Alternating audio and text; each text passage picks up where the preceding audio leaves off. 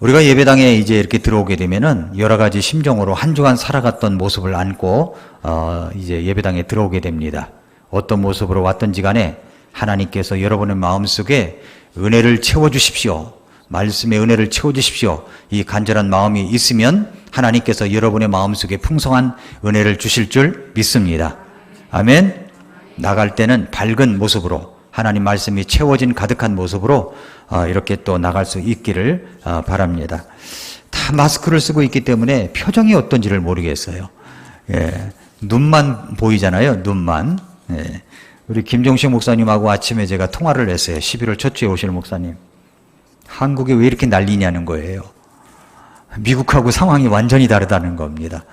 미국은 확진자도 그렇게 많이 나오는데 그렇게 한국은 왜 이렇게 난리냐 그러면서 말씀하시기를 옛날에 정세균 총리에게 드리는 영상 편지를 본 적이 있다고. 예, 그게 아마 40몇만 될 거예요. 조회수가.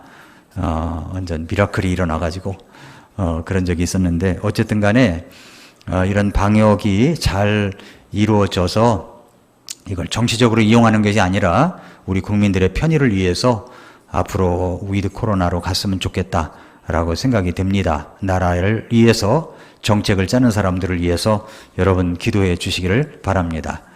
오늘서부터 시작을 해서 이제 석 달간에 걸쳐서 베드로 전서를 여러분에게 함께 나누려고 합니다. 그래서 연말까지 베드로 전서를 나눌 것입니다. 왜 베드로 전서를 선택했느냐? 이유가 있어요. 왜냐하면 베드로 전서는 절망에서 소망으로 갔던 경험을 했던 베드로가 쓴 서신서이기 때문에 그렇습니다. 베드로 전서가 소망에 관한 책이에요. 베드로 전서가. 그래서 우리 마음속에 소망이 가득 찬 모습이 될 수 있기를 바라는 마음으로 이제 12월까지 여러분들에게 이 말씀을 가지고 나누겠습니다. 그래서 여러분이 한번 베드로전서 말씀을 오늘 들었다 그러면 처음부터 끝까지 베드로전서를 한번 읽어보십시오. 그렇게 많은 시간이 되지 않아요. 걸리지 않아요. 그러니까 읽어보시고 또 말씀을 들으면 또 읽어보시고 그러시면 베드로전서를 통해서 큰 소망이 여러분에게 가득한 그런 모습들이 될 것이라고 확신합니다. 오늘은 이제 절망에서 소망으로라는 제목입니다.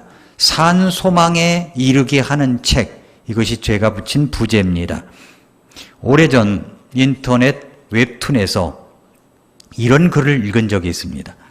11층에 사는 어떤 여인이 살아갈 소망이 없어졌대요. 살아갈 소망이. 살아갈 소망이 없어서 이제는 인생을 끝내야 되겠다라고 생각을 해서 11층에서 뛰어내렸답니다. 11층에서 떨어지면서 각 층마다 집들을 볼 수가 있었대요.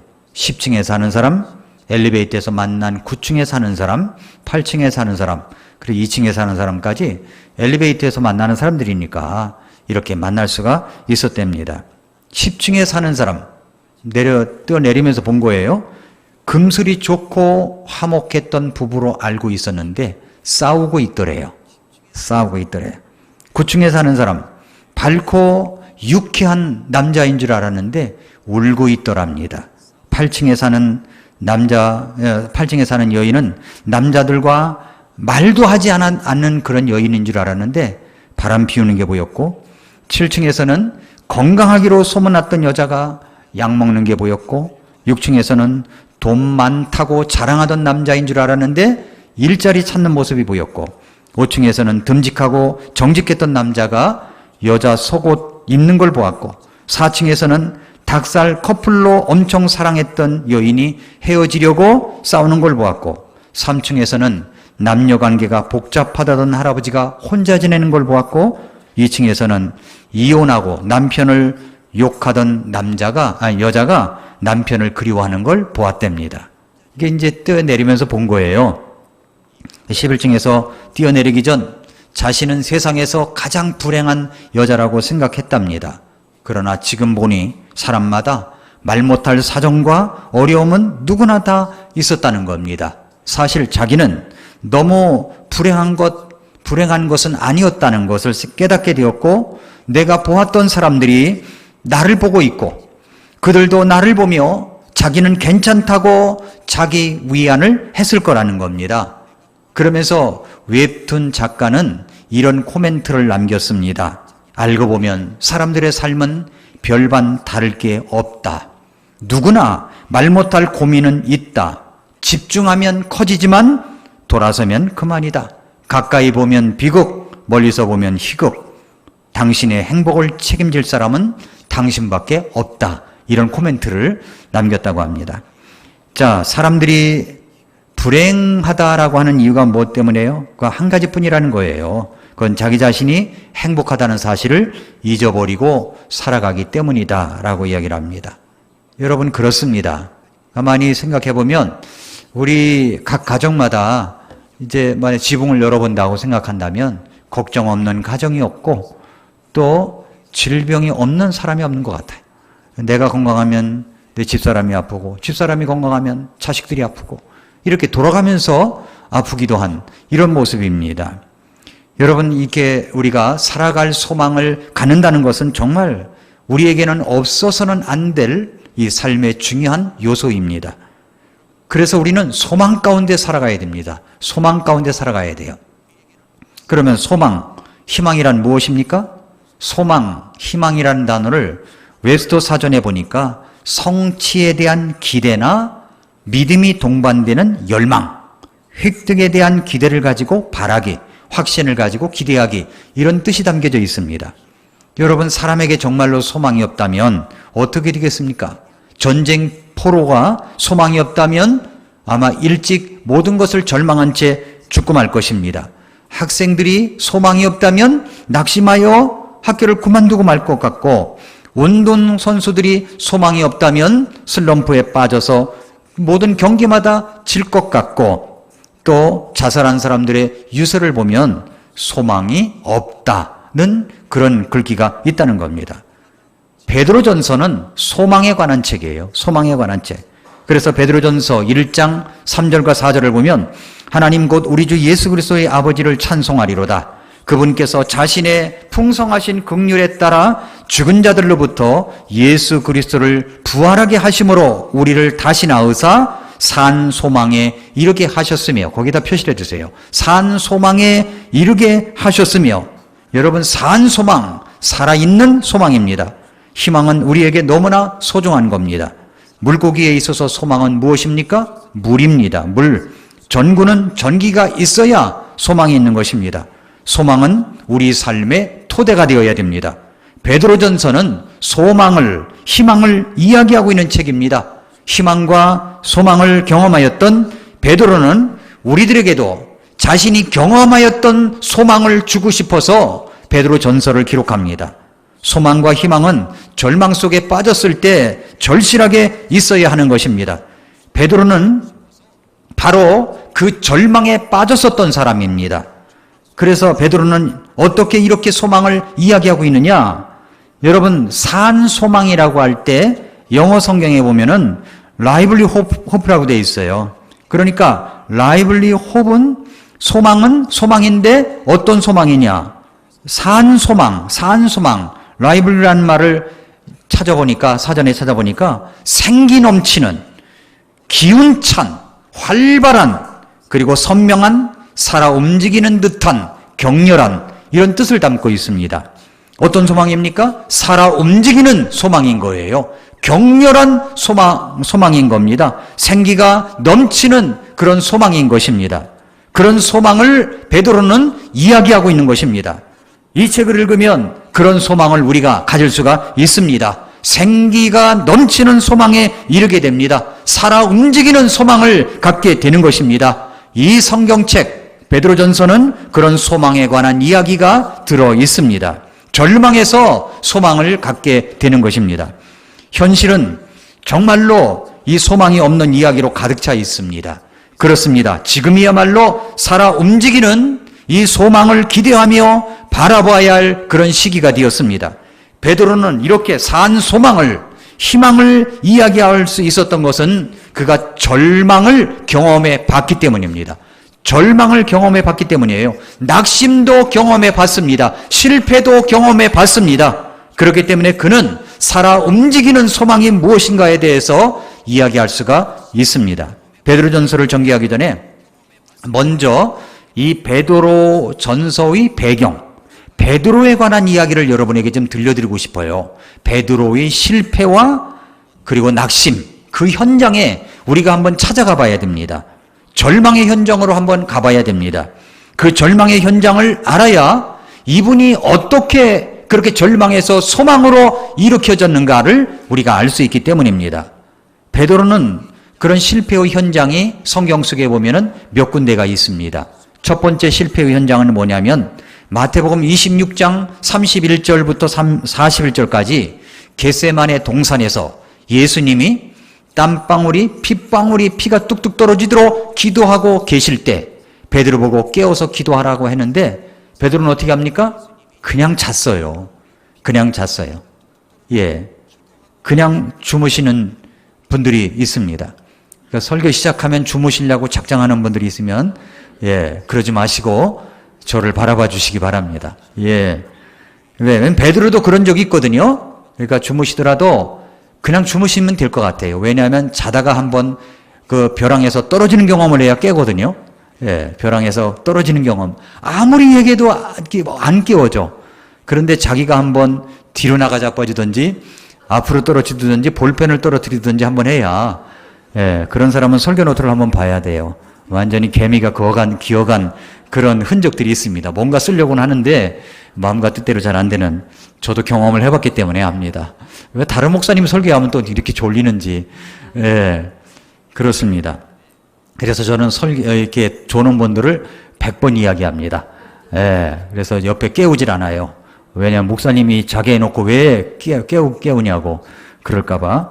그런데 베드로가 그랬었어요. 베드로가 그렇게 잤어요. 예수님이 깨워서 기도하라고 이렇게 말씀하시는데도 불구하고 그냥 잤습니다. 이게 실패했던 거죠. 두 번째 실패 현장이 뭐냐면 또 마태복음 26장 69절부터 75절에 보니까 예수님을 부인한 사건이 나와요. 예수님을 모른다고, 나 예수님 몰라요 이렇게 노골적으로 부인했다가 닭이 우니까 나가서 아주 엄청 통곡했던 그런 실패입니다. 세 번째 실패는 요한복음 21장에 나오는데 다시 물고기 잡으러 갔던 그 실패의 디베랴 바닷가 앞에서의 실패입니다. 그런데 어떻게 이렇게 실패의 현장에서 소망을 가질 수 있었을까요? 여러분, 실패라는 것은 누구나 경험하는 삶의 한 부분입니다. 실패는 일상적이며 보편적인 삶의 경험이라고 할 수 있습니다. 누구나 실패할 수 있는 거예요. 누구나 실패할 수 있습니다. 근데 이걸 꼭 알아야 돼요. 실패는 누구나 할 수 있는 거예요. 걱정하지 마세요. 누구나 실패할 수 있습니다. 그런데 누구나 인정하기 싫어하는 것이 있습니다. 내가 실패했다는 사실이에요.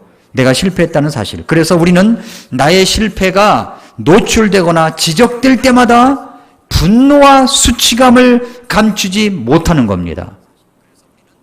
그래서 저도 마찬가지예요. 저도 전에는 미라클 모닝 유튜브를 시작하기 전에는 제 설교를 안 들었어요. 잘 안 들었어요. 설교해놓고서 설교를 들어봐야 분석을 할 거 아닙니까? 두려워서. 또 들어보니까 이 목소리도 내 목소리가 아닌 것 같고 왜 이렇게 말을 하지? 라는 생각 때문에 안 들었어요. 아, 우리 성도님들이 이런 설교를 듣고 그래도 은혜 받는 게 참 기적이구나. 이렇게 생각이 들었던 데가 한두 번이 아닙니다. 지금은 이제 잘 봅니다. 아주 뚫어지게 영상을 쳐다보고 고칠 점은 무엇이고 무엇을 개선해야 되는가 이걸 바라봅니다. 많이 이제 회복이 된 거예요. 많이 회복이 된 거예요. 도망가고 싶은 마음도 있고 그런데 그렇습니다. 여러분, 실패하면요 사람에게는 두 가지 행동이 일어난대요. 그게 뭐냐면 과거의 실패를 망각하거나 실패를 미화시키려고 하는 겁니다. 미화시키려고 그래요. 여러분, 스탈린이 집권하자마자 제일 먼저 한 일이 있었답니다. 그게 뭐냐면 그것은 자기의 어린 시절의 친구들, 자기를 알았던 친구들을 하나씩 다 죽여버리는 일이었어요. 자기의 과거가 들통날까 봐 다 죽여버리는 일이었습니다. 자기의 부끄러운 과거를 묻어버리기 위한 인간의 파괴적인 그런 성향의 노출이라고는 할까요? 실패할 때마다 그렇게 한다는 거예요. 과거의 실패를 망각하거나 그리고 실패를 미화시키려고 한다는 겁니다. 사실 지나고 나면 우리는 실패를 통해서 더 많은 것을 배울 수가 있습니다. 그럼에도 불구하고 실패에 대한 잘못된 접근 때문에 우리는 희망을 찾지 못하고 절망과 함께 무너진 모습으로 살아갈 때가 많이 있습니다. 베드로는 자신의 실패의 현장 속에서 어떻게 소망을 갖게 되었는가를 나타냅니다.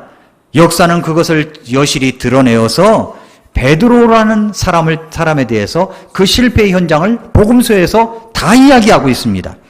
베드로의 절망, 베드로의 실패, 베드로의 낙심. 그러나 베드로전서를 보니까, 사도행전과 베드로전서를 보니까 베드로가 어떻게 그 실패 속에서, 낙심 속에서, 절망 속에서 일어나 살아있는 희망을, 소망을 가질 수 있었는가를 여실히 볼 수가 있습니다. 어떻게 그럴 수 있었을까요? 베드로는 어떻게 절망에서 소망으로 그렇게 나아갈 수가 있었을까요?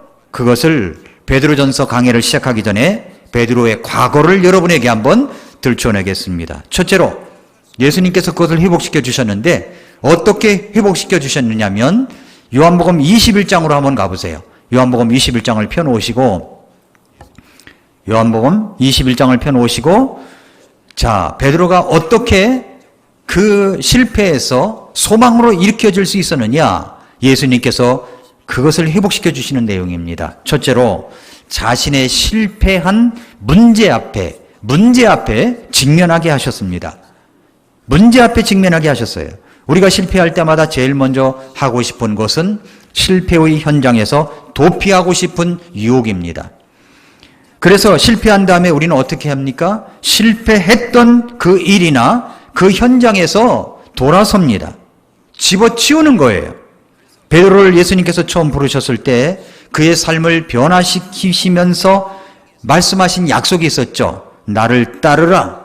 내가 너희를 사람들을 낚는 어부가 되게 하리라. 그랬죠. 사람들을 낚는 어부가 되게 하리라. 그는 어부의 신분에서 예수님을 만나 삶이 변화되어 이제는 사람을 낚는 인간을 하나님 앞으로 인도하는 위대한 사명의 삶을 살았습니다. 그렇게 시작했어요. 그러나 그가 한번 주님 앞에 실패한 후에 주님을 부인하고 저주하고 주님 앞에 얼굴을 들 수 없는 상황에서 그가 취한 행동이 뭐냐면 요한복음 21장에 기록되어 있습니다. 요한복음 21장 3절에 보니까 시몬 베드로와 그들에게 나는 고기 잡으러 가노라 하며 그들이 그에게 우리도 함께 가노라 하고 그들이 나아가 즉시 배에 올랐으나 그 밤에 아무것도 잡지 못하였노라 라고 했습니다. 시몬 베드로가 뭐라고 그랬어요? 나는 물고기나 잡으러 가즈라 그런 거예요. 예. 그러니까 옆에 있던 제자들이 나도 가지야 그런 거예요. 그래서 간 거예요. 옛날처럼 나는 물고기나 잡으러 가겠다고 하면서 과거로 돌아간 겁니다. 과거. 여기에 영적 사역에서 실패한 베드로의 모습을 볼 수가 있는 겁니다. 그런데 그는 주님을 따라가는 일에서만 실패한 게 아닙니다. 이제는 한 걸음 더 나아가서 주변 사람들을 선동하여 다 집어치우게 하는 결과를 가져옵니다. 우리는 어떤 일에 실패하면 모조리 다 집어 던지고 싶은 마음이 일어날 때가 있습니다. 베드로가 바로 그런 심정이었어요. 그런데 그는 자신이 혼자가 아니라 주변의 제자들을 선동해서 옛날 과거로 돌아가려고 하는 겁니다. 물고기나 잡으러 가자 그런 거예요. 가자. 하나님 앞에 일을 해야 되는데 하나님을 따라가 예수님이 부활하셨다는 소식도 알고 있는데 그냥 물고기나 잡으러 가자 그런 거예요. 그래서 이제 고기 잡으러 간 겁니다. 그런데 물고기를 잡으러 갔지만 어떻게 됐습니까? 한 마리도 잡지 못했어요. 한 마리도. 이것은 무엇을 말해주는 겁니까? 여러분 생각해 보세요. 아니 전직 어부입니다. 어부가 3년 동안 그 어부 일을 물고기를 안 잡았다고 그가 그 감각을 잃어버렸을까요? 잃어버리지 않습니다. 잡을 수 있어요. 여러분 수영한다고 생각해 보세요. 수영. 저도 옛날에 동해바다에서 수영을 하다가 여기서부터 조기까지 가는 거예요. 여기서 하면 조자매님 있는 곳 좀 사이 거예요. 요걸 건너가는데 내 친구 목사님은 개 헤엄을 치고 건너가더라고요. 저는 가다가 죽을 뻔했어요. 그렇게 가다가. 그래서 안 되겠다 싶어가지고 그 다음날 와가지고 올림픽 수영장에 등록하고 그때부터 이제 수영을 배우기 시작을 했습니다. 근데 물에 빠져도 괜찮아요. 이제는 아무리 2m 깊이라면 어떡합니까? 바닥 내려갔다가 치고 올라오면 되지. 그러니까 그 치고 올라오는 연습을 많이 해봤고, 그리고 다이빙 때, 올림픽 수영장 다이빙 때 그 5m 풀장 있잖아요. 5m 다이빙 때 있는 거. 거기도 왔다 갔다 했었어요. 그러면 3년 동안 제가 수영 안 했다고 해서 빠지면 수영 못하고 하프 그냥 개 헤엄치고 그럴까요? 안 그렇더라고요. 테스트 해봤어요. 저 동해바다에 가서. 예. 안 그렇더라고요. 감각을 잃어버리는 게 아니에요. 아닙니다. 여기 베드로가 그래. 베드로가 물고기 잡는 감각을 잃어버렸을까요? 아니에요. 그대로 나오는 겁니다. 물고기 잡으러 어디 가면 물고기가 있고 그다 아는 거죠. 그런데도 불구하고 한 마리도 잡지 못한 겁니다. 내가 영적으로 실패해서 예수님을 부인했어요. 근데 예수님이 부활했던 소식을 듣긴 들었던 것 같아요. 그런데 다시 물고기나 잡으러 간다고 해서 갔는데 거기서도 실패를 합니다. 자기가 전공하는 일에도 실패를 해버린 겁니다. 그런 영적 사역에서뿐만 아니라 육신적 삶의 현장에서 또다시 실패의 고배를 마십니다. 그리고 이 장면에서 예수님이 찾아오셨어요. 베드로를 그대로 놔둔 것이 아닙니다. 찾아오셨어요. 이 찾아오셨다는 사실은 어떤 메시지입니까? 주님께서 이렇게 이야기하고 계신 겁니다. 베드로야, 도망간다고 해서 네 실패가 해결이 되는 게 아니다 하는 거예요. 그런 메시지를 주는 거예요. 도망간다고 실패가 해결됩니까? 도망간다고 그 문제가 해결됩니까? 아닌 거예요. 여러분, 우리 교회 공동체 안에서 교회 안에는 어떤 사람이 모입니까? 나는 죄인입니다 라고 항복선언한 사람들이 모인 거 아닙니까? 그리고 예수님을 믿고 구원받았잖아요. 나는 문제거리입니다 라고 해서 모인 거예요. 그러면 서로 문제가 있을 수가 있는 겁니다. 우리는 들어올 때 이름표는 명찰을 붙이진 않았지만 다 어떤 모습이냐면은 나는 지금 하나님이 지어가시는 작업 중인 사람인 거예요. 여러분 작업하는 공사 현장에 가보세요. 불편을 끼쳐드려 대단히 죄송합니다. 그렇게 써 있지 않습니까? 우리도 그러니까 불편을 끼칠 수 있는 겁니다. 불편을 끼칠 수 있어요. 그런데 그런 불편한 관계가 싫다고 나는 이 불편한 관계 싫어. 여기가 왜 이래? 그러면서 딴 곳으로 갔습니다. 딴 곳으로 가버렸어요. 그러면 다른 곳에 간다고 불편한 관계가 없어질까요? 아닙니다. 하나님은요, 그 문제를 직면해서 해결하기를 원하시는 거예요. 그러니까 어디 가나 하나님은 똑같이 우리에게 그런 불편한 관계 속에서 헤어나는 법을 가르쳐 주시려고 하는 겁니다. 여기는 문제가 있으니까 딴 데 간다. 그 사람이 거기 가서 될까요? 스펄전 목사님에게 어떤 형제가 찾아왔대요. 목사님, 제가 교회를 떠나겠습니다. 어디로 가려고요? 완벽한 교회를 찾아서 제가 가려고 합니다. 여기는 좀 문제가 많은 것 같아요. 완벽한 교회를 가려고 합니다. 그래서 스펄전 목사님이 하는 말이, 그런 교회 있으면 저에게도 소개해 주세요. 저도 거기 가려고 합니다. 그랬다는 거예요. 그러면서 뭐라고 그러냐면, 그런데 형제, 내가 하나 부탁할 것이 있다고. 그런 완벽한 교회를 만나거든 당신은 그 교회 나가면 안 된다고. 왜요? 그랬더니 당신이 나가는 순간 그 교회의 완벽은 깨지니까 나가면 안 된다고 그랬다는 겁니다. 그러니까 완벽한 교회는 없는 거예요. 완벽한 공동체도 없는 거예요. 완벽한 사람은 없는 거예요. 실수도 있는 거예요. 얼굴 붉힐 수 있는 거죠. 관계 속에 어려움이 있을 수 있는 겁니다. 그러나 그것을 참고 견디어주고 나중에 이해해주고 받아주고 얼싸 안아주고 그러면서 회복이 되어야 되는 거죠. 베드로가 그랬습니다. 베드로는 실패의 현장에 예수님께서 찾아가셔서 그것을 인도하시는 장면을 보세요. 베드로가 한 마리도 잡지 못하고 올라오니까 21장 9절에 보니까 그들이 땅에 올라와 곧바로 숯불이 거기 있음을 보았는데 그 위에 물고기가 놓여있고 빵도 있더라 그랬습니다. 고기 한 마리 잡지 못하고 육지로 올라왔습니다. 이 장면에 숯불이 등장합니다. 여러분, 그 숯불이 예수님께서 그냥 없으니까 그냥 준비하신 겁니까? 아닙니다. 의도적으로 준비하신 것이라고 생각합니다. 이건 우연의 일치로 있는 것이 아니에요. 이 숯불은 베드로에게 있어서 잊을 수 없는 사건이 얽혀진 추억의 숯불입니다. 사복음서를 들춰보면 마태복음, 마가복음, 누가복음은 베드로가 불가에서 주님을 부인했다고 말씀하고 있습니다. 그런데 요한복음에서는 그냥 여기에서는 그냥 분류되어 있습니다만은 삼복음서 마태, 마가, 누가는 분류되어 있지만은 요한복음은 정확하게 뭐라고 그러냐면 숯불이라고 되어 있어요. 숯불. 요한복음 18장 18절을 보십시오. 이 장면은 가야바의 법정이에요. 날이 추움으로 종들과 직무 수행자들이 숯불을 피우고 거기 서서 몸을 녹이니 베드로도 그들과 함께 서서 몸을 녹이더라. 이러다가 예수님을 부인한 거거든요. 숯불가에 있다가 너도 예수님과 한패지, 너도 한패지, 너도 한패지. 그러니까 아니다 굳고 부인하고 저주까지 부인한 곳이 어디냐면은 바로 이 숯불가입니다. 숯불가. 베드로가 예수님을 부인한 거예요. 숯불가에서. 요한복음 21장에서 말씀하고는 이것은 정확하게 숯불가입니다. 베드로는 아마 이 숯불을 보면 자신이 실패했던 기억을 떠올리지 않을 수가 없었을 겁니다. 숯불을 피워놓고 고기 구워 먹지 않을 거예요, 아마. 예. 그럴 거예요. 바로 주님은 일부러 이 숯불을 피워놓고 있었던 겁니다. 실패의 문제 앞에 직면하라는 거죠. 여러분, 자동차 운전을 하다가 사고가 났어도 다시 운전을 하려면 운전대를 잡아야 되는 거예요. 사고가 생기면요, 트라우마가 생겨요. 저는 전도사도 아니지, 신학생 때 주일학교 사역을 했어요. 주일학교 사역을 했어요. 신학교 졸업해야 전도사라고 불러줬으니까 신학생 때 그때 이제 승합차에 아이들을 태우고 교회로 이제 여름 성경학교 한다고 이제 오고 있던 중이었어요.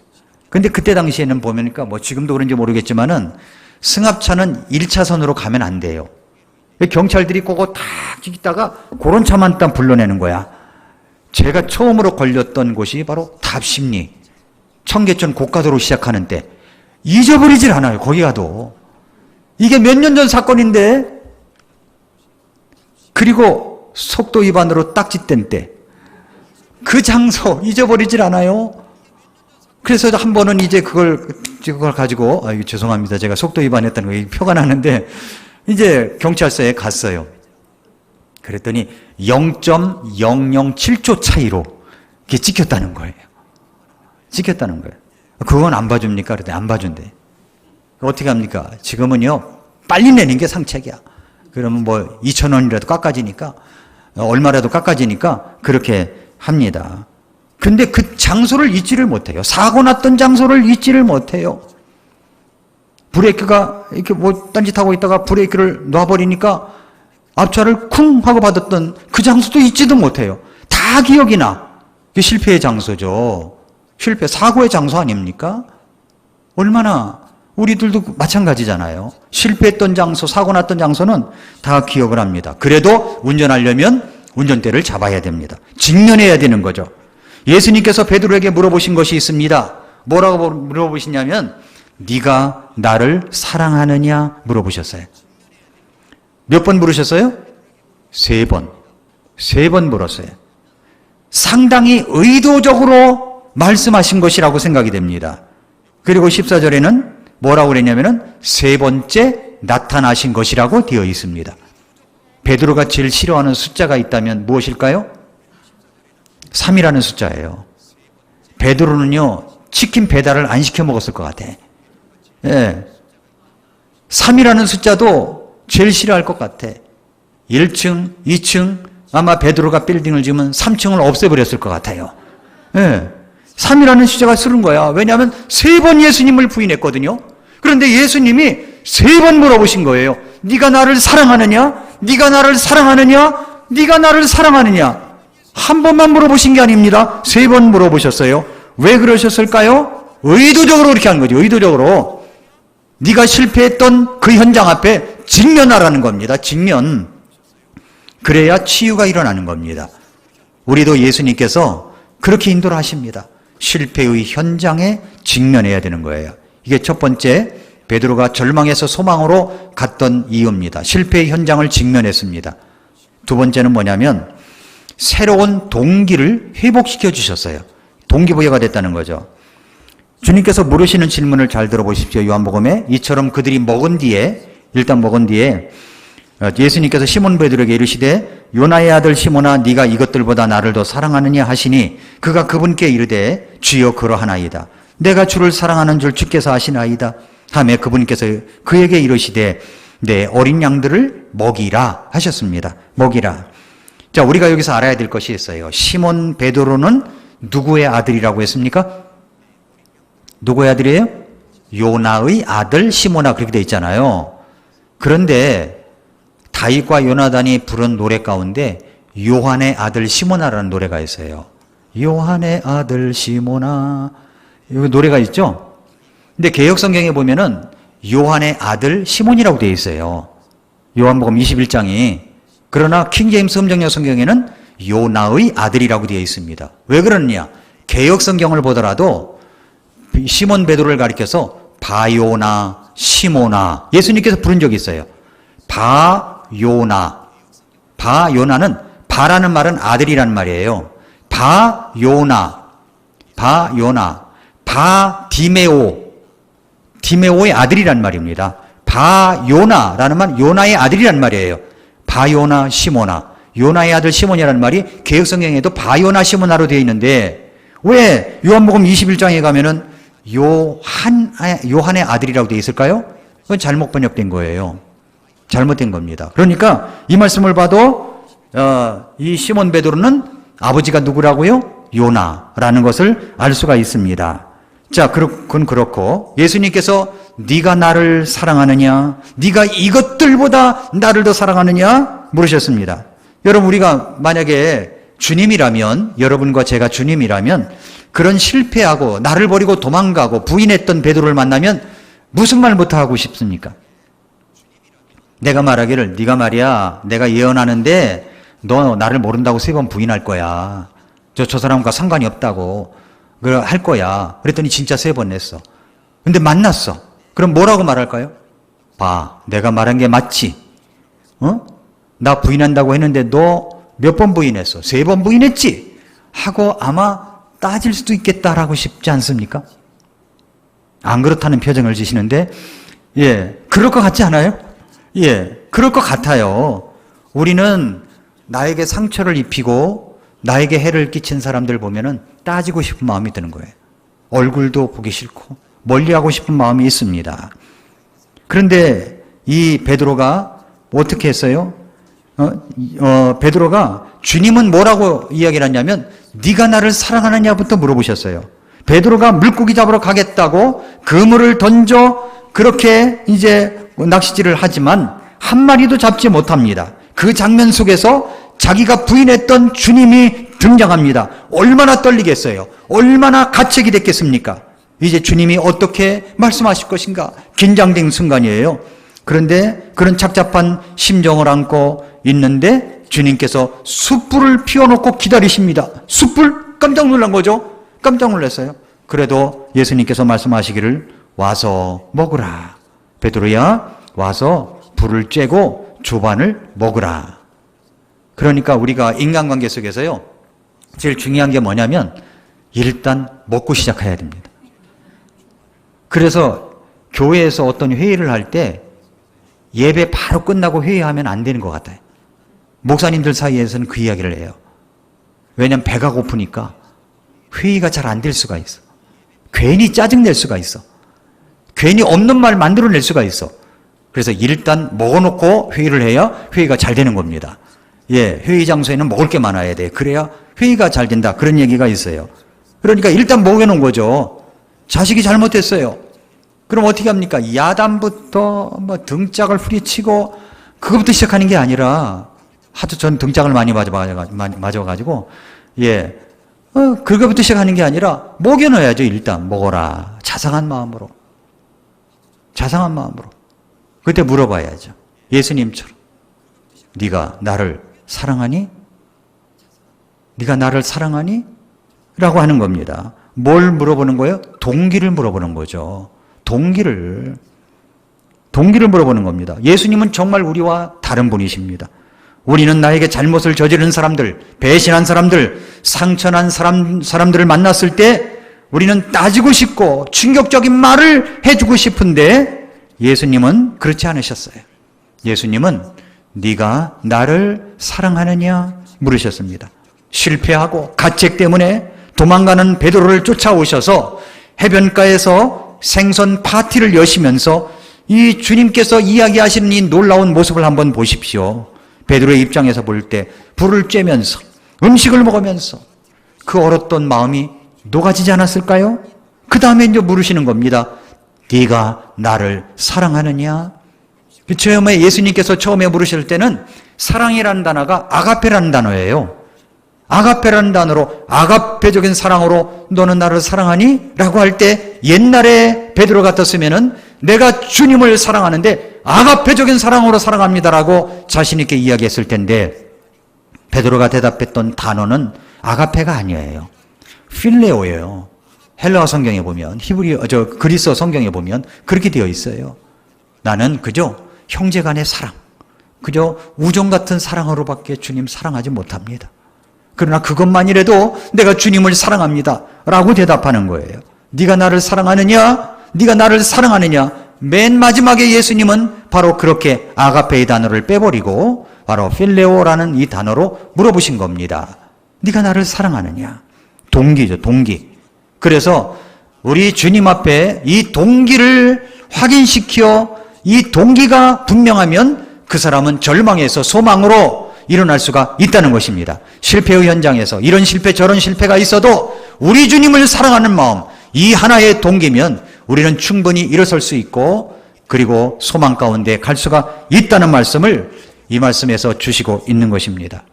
세 번째 마지막으로는 사명을 확인시켜 주셔요. 사명.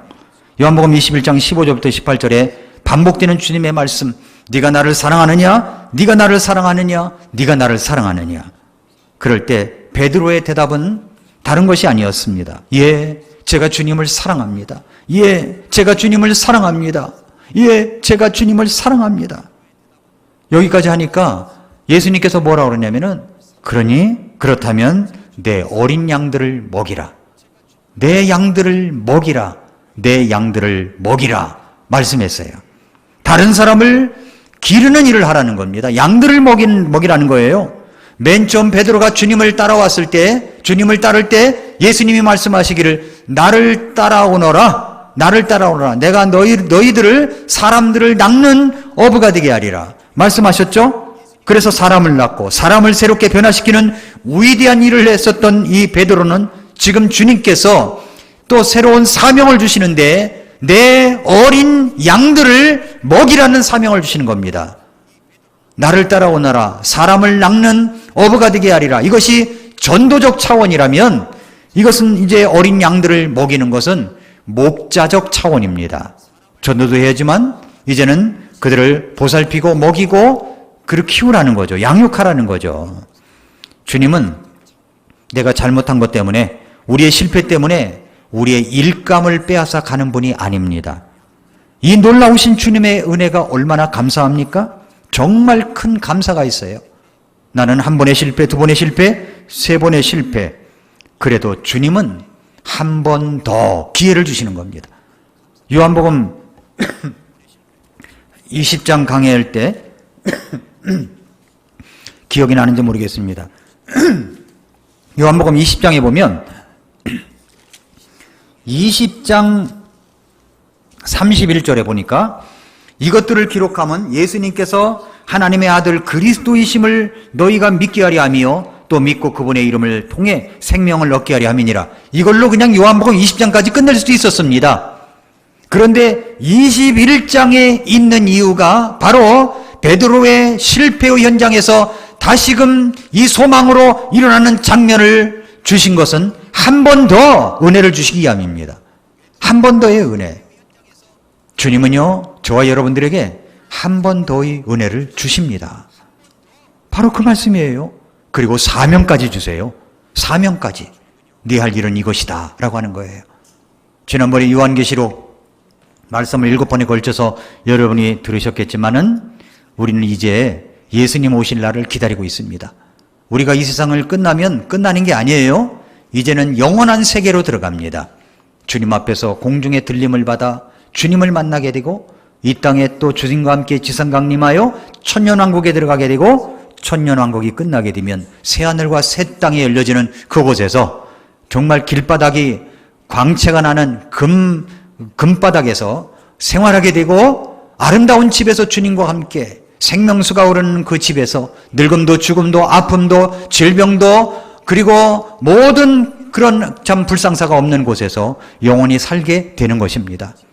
그러면 지금 우리가 해야 될 일을 봐야 돼. 지금 해야 될 일. 그것이 무엇입니까? 내 양들을 먹이라. 주님께서 말씀하시는 겁니다. 사명을 주시는 거죠.